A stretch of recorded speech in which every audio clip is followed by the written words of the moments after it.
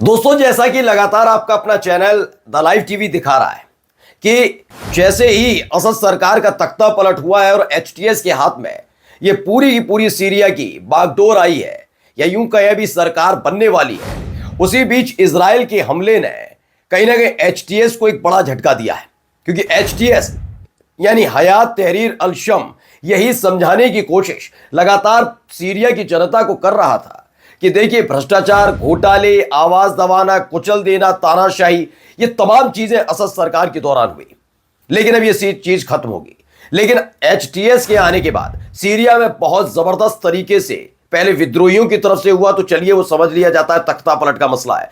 लेकिन अब इजराइल की तरफ से हो रहा है और इसी की वजह से एचटीएस आग बबूला हो गया है। यही खबर हमने पहले भी दिखाई थी कि एचटीएस छोड़ेगा नहीं, इजराइल को लग रहा हो। और इजराइल की एक हिमाकत ने एचटीएस का पारा चढ़ा दिया। बहुत सारी खबरें हैं दोस्तों, आज खास तौर पर सीरिया को लेकर कि क्या कुछ वहां पर हुआ है, ये तमाम चीजें आपको दिखाने जा रहा हूं। नमस्कार, मैं हूं प्रज्वल गौतम और आप देख रहे हैं the live TV. The live TV, सच सबसे आगे। बिना देर किए खबर की शुरुआत करता हूं। Israel bombs headquarters of electronic welfare administration in vicinity of Sayyida Zainab mausoleum in दमिश्क। प्रेस टीवी की खबर है। खबर क्या है? इजराइल ने दमिश्क में बने सैयद जैनब मकबरे के आसपास जो इलेक्ट्रॉनिक वॉरफेयर एडमिनिस्ट्रेशन है कि उसके हेडक्वार्टर यानी मुख्यालय पर बमबारी कर दी। जबरदस्त बमबारी की गई है, इस तरह का दावा किया गया है। अब आपको मैं दिखाने भी जा रहा हूं कुछ तस्वीरें, वहीं आसपास कैसे कैसे क्या क्या हो रहा है। ये देखिए, एक वीडियो निकल कर वहीं से आई, इस वीडियो को देखिएगा। ये बमबारी हो रही है, बमबारी हुई है। उसके बाद देखिए, इजराइल का एयर स्ट्राइक है और उसके बाद ये कहां पर है? जेल में, सैदिया जो जेल है वहां पर ये बमबारी हुई है। मतलब सोचिए कि अलग अलग जगह, पहले दारा का कल मैंने दिखाया था, होम्स में भी दिखाया, दमिश्क में भी कर रहा है। मतलब आप अगर बाहरी इलाके में कर रहे हैं तो समझा जा सकता है, लेकिन इसका निशाना क्या है मैं आपको बता रहा हूं। इनका ये निशाना है कि कल ये उठकर इन्हीं हथियारों के इस्तेमाल से अपने गोलन हाइट्स, जिस पर 1967 को 1967 में अरब युद्ध हुआ था ना इजराइल के साथ, उसके बाद जो कब्जा कर लिया था इजराइल ने, कहीं ऐसा ना हो कि ये एचटीएस अपनी जमीन मांगने के लिए इजराइल पर टूट पड़े। और ऐसे हालात में जब इनके पास हथियार नहीं होंगे तो इजराइल एक झटके में सीरिया का पर न केवल हमला करेगा बल्कि उस पर कब्जा कर लेगा। ये पूरे ख्वाब देखे जा रहे हैं। इसीलिए एक एक करके देखिए, एयर डिफेंस सिस्टम, कल एक एक खबर दिखाई थी हमने कैसे एयर डिफेंस सिस्टम सारे खत्म कर दिए। यानी सीरिया में अगर कोई भी देश इस वक्त हमला करता है, खासकर दमिश्क में करता है, तो कोई एयर डिफेंस सिस्टम काम नहीं कर रहा, कोई मिसाइल नहीं रुकेगी, जहां चाहोगे वहां मिसाइल जाकर गिरेगी। अब जो लड़ाका संगठन है वो हथियारों से खेले हुए लोग हैं, वो जानते हैं कि इन तमाम चीजों की जरूरत पड़ती है भाई, और ये उनके देश की संपत्ति थी, सीरिया की थी, इजराइल के दिया हुआ दान नहीं था कोई, और उन्होंने हमला कर दिया और यही उनको भारी पड़ने जा रहा है। अभी देखिए, जेल पर हमले की जो मैंने वीडियो दिखाई आपको, कैसे जबरदस्त तरीके से पूरा तबाह करने में जुटा हुआ है इजराइल सीरिया को। ये देखिए, एक और तस्वीर निकल कर आई, वीडियो आप देखते रहिए, कितनी जबरदस्त तरीके से निकल कर आ रही है। अलग अलग है, पूरे सीरिया में हाहाकार मचा हुआ है। और ये सब कर कौन रहा है? देखिए, लदाकिया पोर्ट का जिक्र है। Syrian navy in ruin after multiple Israeli strikes. जो इनका अपना सीरियन जो लदाकिया पोर्ट बना हुआ है, ये सीरियन नेवी का था, जो नौसेना है सीरिया की, वो इसका इस्तेमाल करती थी। और इसीलिए यहां पर ताबड़तोड़ इजराइल ने स्ट्राइक किए, यानी एयर स्ट्राइक किए, बम गोला बारूद गिराए, बर्बाद। इजरायली एयर स्ट्राइक अगेंस्ट हमा में हुआ, होम्स में हुआ। हयात तहरीर अल शम ने फिलहाल जब से कंट्रोल किया उसके बाद लगातार वहां पर इजराइल की तरफ से हमले किए जा रहे हैं। और ये हमले ज्यादा दिन, अब मुझे नहीं लगता कि बहुत बड़ा है, ये सारी चीजें बदल कर रख देंगे। एक और वीडियो देखिए आप, ये भी इजराइल की तरफ से स्ट्राइक की गई दमिश्क की वीडियो है। बहुत बताया गया कि जो बमबारी है बहुत तेज आवाज में, और बहुत लोग हैं जो डरे हुए हैं, सहमे हुए। सोचिए, एक तरफ लोगों में एक तरफ तक खुशी थी कि चलिए असद सरकार जा रही है, लेकिन जो एचटीएस वाले हैं जरूर हथियार बंद है, लेकिन वो उनके अपने लोग हैं, अपनी देश की जनता का ये एक हिस्सा है, विद्रोही संगठन है।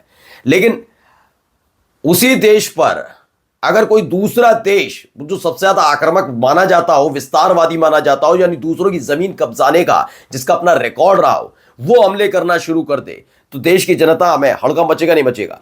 अब तक आपने देखा बशर अल असद के पिता की प्रतिमा को तोड़ा जा रहा था, पोस्टर फाड़े जा रहे थे, डंडे मारे जा रहे थे पोस्टर्स में, फोटोज में। वो सब एक विद्रोह का हिस्सा होता है, एक देश का हिस्सा होता है। लेकिन एक्सटर्नल पार्ट यानी इजराइल जैसा दूसरा देश सीरिया पर हमला करने लगे तो समझिए क्या है, क्योंकि ये सीरिया भी डरा, इजराइल भी डरा हुआ है इसी बात को लेकर। एक और वीडियो देखिए, मैंने जो पोर्ट की दिखाई थी आपको, देखिए नेवल पोर्ट है, लताकिया पोर्ट है ये। यहां पर जबरदस्त तरीके से हमले होते हैं, हर तरफ धुआं धुआं नजर आएगा, आगजनी नजर आएगी। ये क्यों है? क्योंकि एक जगह नहीं, दो जगह नहीं, इस पूरे पोर्ट को बर्बाद करने के लिए ताबड़तोड़ हमले, मतलब एक के बाद एक हमले किए गए। ये एक चीज बताती है। अब आपको दिखाऊंगा कुछ और भी चीजें। हयात तहरीर अल शम को लेकर कुछ और खबरें भी निकल कर आई हैं, वो भी आपको दिखाता हूं। पहले ये देखिए, हयात तहरीर अल शम पेट्रोलिंग कर रही है कहां पर? दोबर दमिश्क में ये सब हो रहा है। मतलब उन्होंने एक तरीके से अपने कब्जे में ले लिया है, तमाम चीज़ें हो रही हैं। ये बताया दिखाया जा रहा है इस वीडियो के जरिए कि हम दमिश्क में अब पूरी तरीके से वहाँ की जो पुलिस थी उसको कन्वर्ट कर दिया गया है, और हयात तहरीर अल शम के तमाम जो कार्यकर्ता, जो उनके अपने लोग हैं, वो सड़क पर उतर आए हैं। मतलब वो सारे के सारे लगातार मेहनत करने में जुटे हुए हैं। अब आपको कुछ खबर भी दिखा देता हूं उससे जुड़ी हुई वीडियोस के साथ साथ। देखिए, इसमें एक खबर आई है, एसडीएफ की तरफ नियंत्रित पूर्वी सीरिया के अल बुकामल में एसएनए और एसडीएफ की बीच झड़प हो गई है। अभी भी झड़पें चल रही हैं, क्योंकि अलग अलग गुट बने हुए हैं ना, कोई तुर्की समर्थित, कोई ये समर्थित, कोई एचटीएस का हिस्सा है, ये तमाम चीजें हैं। तो क्या क्या एसडीएफ है एक, तो तमाम के उनके बीच चल रही है। सीरिया के दमिश्क में इजरायली हवाई हमला हुआ, जो मैंने आपको अभी दिखाई खबरें, और इसी के साथ अमेरिका की तरफ से काफी कुछ खबर निकल कर आ रही कि मिलिट्री कॉलम्स जो उनकी सैन्य टुकड़ियां इराक से एसडीएफ नियंत्रित सीरिया में जा रही हैं। ये एक बड़ी खबर निकल कर आ रही है। खबर ये भी है कि तुर्की की तरफ से भी एक अपनी आर्मी भेजी जा रही है। यानी अभी तक तो इजराइल अटैक कर रहा था, अमेरिका भी इराक से अपनी एसडीएफ वाली नियंत्रित सीरिया में भेज रहा है। खबर अलेप्पो से है। अलेप्पो के खिलाफ इजरायली हवाई हमला हुआ है। अलेप्पो में हयात तहरीर अल शम ने सीरिया पर नियंत्रण किया, उसके बाद अलेप्पो पर एक और इजरायली अटैक हुआ। सीरियाई राष्ट्रीय सेना ने, मीडिया ने हयात तहरीर अल शम अमीर अबू मोहम्मद अल जोलानी को उखाड़ फेंकने की धमकी दी। ये अलग आई है, सीरियाई की जो नेशनल आर्मी है, ये इसने अलग से एक धमकी दे दी है कि वो जल्दी अबू मोहम्मद अल जोलानी को भी उखाड़ फेंकेंगे अगर उन्होंने इदलिब में बंद एसएनए कैदियों को रिहा नहीं किया। इन्होंने कहा कि एसएनए के कैदियों को रिहा कर रहा होगा। मैंने कहा ना, कई गुटों में बटा हुआ है। जो ये सोच रहे थे अब तक एचटीएस उनके हाथ, और इसी का फायदा इजराइल उठा रहा है। लेकिन इजराइल को यह भी पता है कि इनके हाथ में अगर ये बम गोला बारूद लग गए तो उसका इस्तेमाल कहीं उनके देश पर ना कर दे, इसीलिए उसको लगातार बर्बाद करने का काम चल रहा है। आप भी कहेंगे क्यों, उनके और आसपास के देश क्यों नहीं डर रहे हैं? तो पूरे आप मिडिल ईस्ट में जाकर देखेंगे, यहूदियों का किला यही देश है, बाकी मुस्लिम देश है। तो उनको लेकर एक कहा था मुस्लिम ब्रदरहुड की बात कभी कह दिया जाता है कि मुस्लिम संगठन से जुड़े हुए तमाम देश सामने आ जाते हैं और इन लड़ाका संगठनों पर प्रेशर डालने की कोशिश करते हैं। लेकिन इजराइल किसके पास जाएगा? इसीलिए इजराइल को सबसे ज्यादा डर है कि आने वाले वक्त में एक यहूदी उन्हें देश होने के नाते कहीं उन पर टूट ना पड़े और उनको पहला निशाना ना बना ले, क्योंकि उन्होंने वैसे भी, इजराइल ने देखा होगा कि पहले फिलिस्तीन और उसके बाद सीरिया पर हमला किया, इसलिए उनको डर सता रहा है। लेकिन अभी भी आपस में ये सारे संगठन भिड़े हुए भी हैं। तुर्की का एक बड़ा सैन्य काफिला यानी मिलिट्री कॉन्वे जो है वो सीरिया में एंटर कर गया है। काफिले में क्या क्या है मैं बता देता हूँ। इसमें बताया गया है कि एयर डिफेंस सिस्टम्स हैं, आर्टिलरी सिस्टम्स हैं, और इसके साथ साथ कई बख्तरबंद वाहन जिन्हें आर्मोर्ड व्हीकल्स भी कहा जाता है वो भी है, वो भी शामिल हैं। यानी लगातार आवाजाही जारी है हर तरफ से। अब एक वीडियो आपको दिखाने जा रहा हूँ। पहले वीडियो माफी चाहूँगा, तस्वीर दिखाने जा रहा हूँ। उस तस्वीर को देखिए, ये एक वीडियो का पार्ट है। वो वीडियो इतनी विभत्स थी कि वो दिखाया नहीं जा सकता था। दरअसल इसे तुर्की के जो मीडिया आउटलेट्स हैं उनकी तरफ से जारी किया गया, और ये वीडियो है, वैसे तस्वीर है उसका एक हिस्सा मैंने थोड़ा सा आपको दिखाया। इसमें बताया गया सीरियाई डेमोक्रेटिक बल जो है वो महिलाओं और बच्चों को मारते हुए दिखाए जा रहे हैं, उनके घर जलाते हुए दिखाए जा रहे हैं। लेकिन ये बताया गया कि ये सब झूठ है। हयात तहरीर अल शम के सूत्रों ने पुष्टि की ये वीडियो मनगढ़ंत था। एसडीएफ को फंसाने के लिए सुल्तान मुराद डिवीजन एसएनए ने पीकेके पैच और पहनकर महिलाओं और बच्चों की हत्या की और वारदातों को अंजाम दिया। उन्होंने कहा कि जरूरी नहीं है एसएनए के इस कार्यक्रम से कुछ हो। एसडीएफ के अपराध स्पष्ट है, उन्हें अपराधी दिखाने के लिए, उन्हें गलत साबित करने के लिए कि वो अपराधी हैं, ये सब करने की कोई ज़रूरत नहीं है, ये हयात तहरीर अल-शम के सैन्य पत्रकार ज़िनो यासर कहते हैं। खैर, आइए अगली खबर पर। ये पहले प्रेस टीवी की एक रिपोर्ट है, ये रिपोर्ट भी आप देख लीजिए। Pulse with chaos following the collapse of its government, the Israeli military is capitalizing with the तो इस प्रेस टीवी की रिपोर्ट के जरिए दिखाया जा रहा है सीरिया में हो क्या रहा है। देखिए हालात क्या हैं। intensifying airstrikes on Damascus.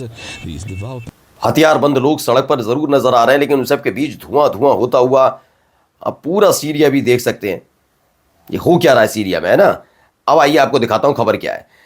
दावा किया गया है कि लेबनान के जो हिजबुल्लाह है उसने साफ साफ कहा है कि इजराइल जो लगातार हमले सीरिया पर कर रहा है पूरी तरह से गलत है। सीरिया में इजरायली शासन की तरफ से किए गए जो अपराध है सबके सामने दिख रहे हैं और पूरी तरह से इंटरनेशनल लॉ का उल्लंघन है।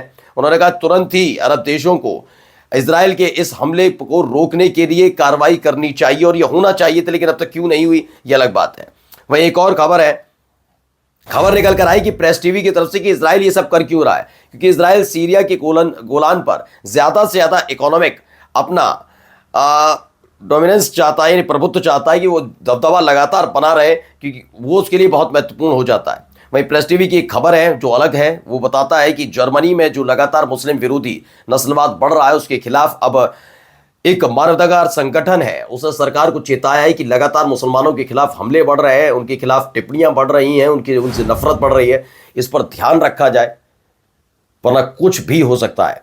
तो कुल मिलाकर सीरिया से खबर निकल कर आई है। अगली बार मैं जब आऊंगा 2 घंटे बाद फिर से आपके सामने कई महत्वपूर्ण खबरें सीरिया से जुड़ी खबर लेकर आऊंगा, लेकिन लाइक कमेंट और शेयर करना मत भूलिएगा। नमस्कार। द लाइव टीवी, सच सबसे आगे।